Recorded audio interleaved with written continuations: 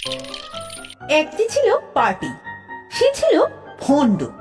সে ঢাক পেটাইত কিন্তু কাজ করিত না, নাচিত গাহিত কিন্তু জানিত না নৈতিকতা কাকে বলে।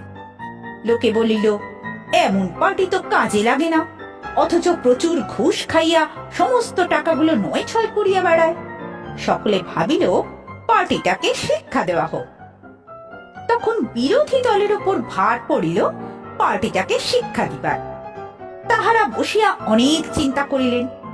প্রশ্নটা এই, উক্ত পার্টির অশিক্ষার কারণ কি? সিদ্ধান্ত হইল, সামান্য কাটমানির লোভে যে পার্টি চলে তাতে উন্নতি বিশেষ হয় না, তাই সকলের আগে দরকার কাটমানি নিকেশ করা।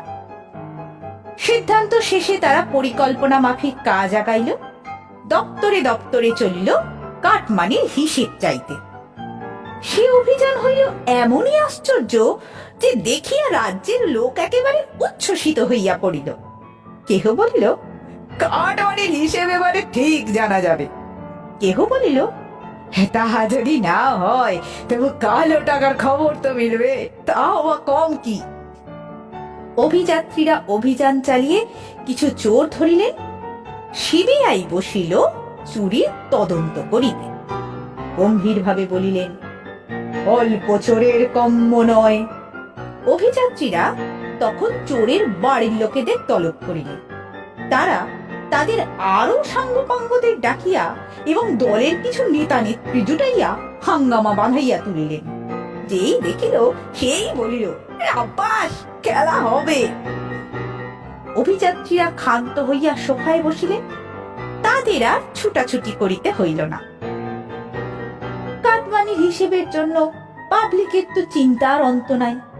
রোজ রোজ নিউজ দেখা তো আছেই, তার উপর খবরের কাগজ, সোশ্যাল মিডিয়া সবখানে খবর দেখে দেখে বুঝিল কাটমানি উদ্ধার হইতেছে। লোক লাগিল বিস্তর, তাদের ধরিয়া আনিবার জন্য লোক লাগিল আরো বিস্তর। তারা রোজ রোজ চোর ধরিবার খবর ছড়াইয়া মিডিয়া বোঝাই করিল। তারা এবং তাদের অনুগামী ভক্ত এবং চেলা চামুন্ডারা খুশি হইয়া চোর ধরিবার খেলায় মাতিয়া উঠিল। সংসারে অন্য অভাব অনেক আছে, কেবল নিন্দুক আছে যথেষ্ট। তারা বলিল, চোর ধরা হইতেছে কিন্তু কাটমানির কোনো খবর নাই। কথাটা সবাইকে ভাবালো।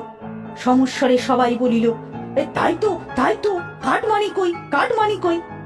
বিরোধীরা বলিল, সত্য কথা যদি শুনিবেন তবে ডাকুন অভিযাত্রীদের, পুলিশদের, তদন্তকারীদের ডাকুন, যারা চোর খোঁজে ও চোর খুঁজিয়া খুঁজিয়া ধরিয়া বেড়ায়। নিন্দুকগুলো ভোট পায় নাই বলিয়াই মন্দ কথা বলে। বক্তব্য শুনিয়া সবাই অবস্থাটা পরিষ্কার বুঝিলেন, আর তখনই জয় জয় করে নাচিতে লাগিলেন। তদন্ত যে কি ভয়ঙ্কর তেজে চলিতেছে জনগণ ভাবিল নিজেরা বুঝিবে। একদিন তাই বন্ধু বান্ধব ভাই বোন সহ দলে দলে যোগ দিলেন বিরোধী দলে। তখনই ঝান্ডা, স্লোগান, লাঠি সোঁটা নিয়ে তারা পথে আসিয়া হাজির। গলিতে গলিতে অমনি ফাটিল বোমা, পেটো, দোদমা, বাজি, আরো কত কি। অভিযাত্রী, পুলিশ, সিবিআই, সিআইডি এবং তাদের ভক্ত অনুগামী চেলা চামুন্ডারা জয়ধ্বনি তুলিল। পার্টিটা দিনে দিনে অভদ্র রকমের ভয়ঙ্কর হইয়া উঠিল। বিরোধীরা বুঝিল চাপ আরো দিতে হইবে, তবু কাটমানি বের করা যায় না। এমনকি তারপর দেখা যায় তদন্তের বাঁশ আসছে বুঝেই পার্টিটার বড় বড় নেতারা দল পাল্টে ফেলল। পাবলিক বলিল, এ কি বেয়াদবি। তখনই মঞ্চে মঞ্চে ক্ষমা চেয়ে প্রতিশ্রুতি দিয়ে আগের দলের পিন্ডি চটকে দল বদলুরা এমনই কাণ্ড করিলেন যাকে বলে বিরোধিতা। দল বদলুদের পসার বাড়িয়া তাদের গলায় ফুলের মালা চড়িল এবং তদন্তকারীরা লিস্টি হইতে তাদের নাম কাটিয়া দিল। দুই দল মিলিল, কোনকালে যে তাহাকেও ঠাহর করিতে পারে নাই। নিন্দুক লক্ষ্মী ছাড়া লটাইল, ওরা মিলে গেছে।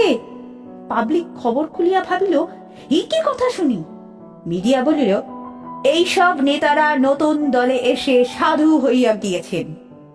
পাবলিক বলিল, আরে ওই তো টেটের টাকা তুলেছিল। মিডিয়া বলিল, আরে রাম। পাবলিক বলিল, ওই তো প্রচুর কাটমানি তুলতো। মিডিয়া বলিল, না। পাবলিক বলিল, ওরই তো বাড়ির লোকেরা সব চাকরি লুটে নিল। মিডিয়া বলিল, না না। জনগণ বুঝিল এর শেষ দেখা দরকার। একদিন তাদের সভায় গেল, ভিড় বাড়ালো, ঠেলাঠেলি করে সামনে গেল।